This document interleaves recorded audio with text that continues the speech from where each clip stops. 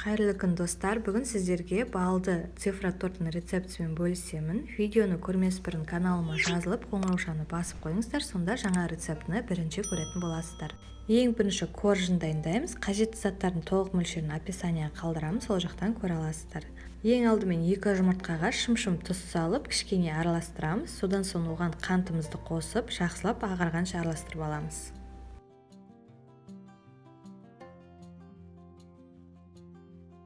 Осылай ағара бастағаннан кейін оған бал мен сары майды қосамыз. Сары май мен бал бөлме температурасында болуы қажет.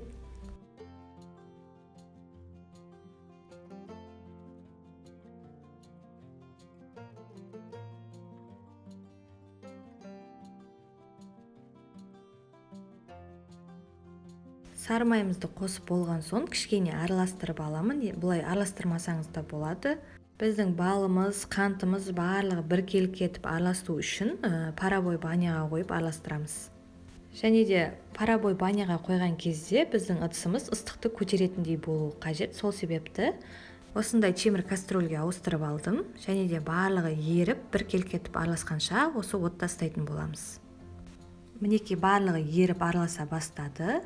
Және де тез суыту үшін осындай бөлек ыдысқа құйып шықтым. Шамалы жарты сағаттай суығанша қойып қоямыз. Және де суымай тұрып, оған ас содасын қосып, бір араластырып аламыз.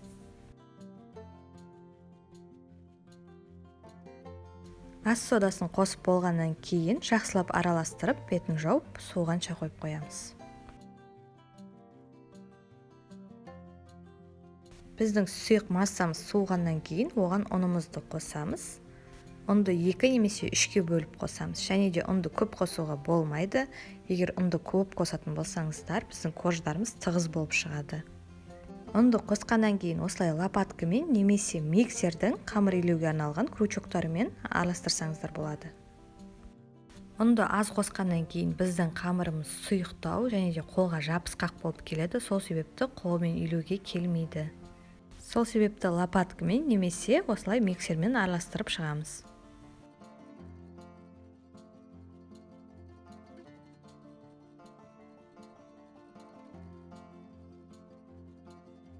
Қамырымызды араластырып болған соң, осылай мешокқа салып, тоңазытқышқа 1 немесе жарты сағатқа қойып қоямыз. Салқын күйінде қамырмен жұмыс істеу оңайырақ болады.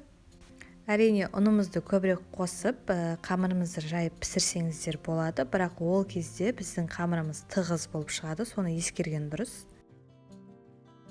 Тоңазытқыштан шыққаннан кейін қамырымызды 3-ке бөлеміз, және де 2-еуін үлкен, 1-еуін кішкентай етіп бөліп шығамыз. Бір үлкен бөлігін қалдырып, қалғанын қайта тоңазытқышқа салып қоямыз. Жаңағы қамырымызды ұзыннан жайып шығамыз. Яғни цифрамыздың көлеміне қарай жайып шығамыз. Менде 1 цифрасы, сол себепті осылай ұзыннан жайып шығамын. Цифраның формасын сатып алсаңыздар болады, немесе мен сияқты қолдан өзіңіз сызып жасасаңыздар болады. Егер қолдан жасайтын болсаңыздар, біздің қамырдың үстіне қоятын бөлігін пергамент қағаздан немесе глянцевый қағаздан жасаған дұрыс, себебі қамырдың үстіне қойғанда жабысып қалуы мүмкін. Цифрамызды қойдық, енді осылай жан-жағын цифрамыздың көлемімен кесіп шығамыз. Жиектерінен артылған қамырымызды бағана 3-ке бөлген қамырымыздың кішкентай қамырына қосамыз. Сонда біздің 3 қамырымыз, яғни 3 бөлігіміз бірдей болып теңеседі. Және де одан да артылған қамырларды жұлдызша немесе жүрекше формалармен басып, шағын-шағын печеньелер пісіремін. Оны тортымызды әсемдеу барысында қолданатын боламыз. Жан-жағын кесіп болдық, енді қамырымызды шанышқымен тесіп шығамыз. Корждарды 180 градуста қызып тұрған пеште 6 минут шамасында пісіреміз. Тортымыздың кремін дайындаймыз. Осылай клейгейді миксердің ең төменгі жылдамдығынан бастап араластырамыз. Және де осылай қоюлана бастағаннан кейін қант ұнтағын қосып, жақсылап біркелкі етіп араластырып шығамыз. Сонымен қатар балды тортты қайнатпалы креммен жасасаңыздар да болады. Менің арнамда эскимо торттың рецептісінде қайнатпалы кремнің жасалу жолы көрсетілген. Төменге сілтемесін қалдырамын. Кремімізді кондитерлік мешокқа салып болған соң тортымызды құрастырамыз. Өте нәзік әрі керемет торт, міндетті түрде жасап көріңіздер.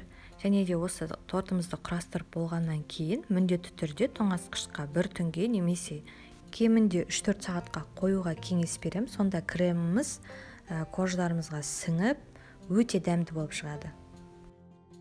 Тортымызды жинап болған соң қалауынша әсемдейміз. Сонымен қатар осы тортымызды жинау барысында осы ортасына жеміс-жидектер салсаңыздар да болады, өте керемет болып шығады.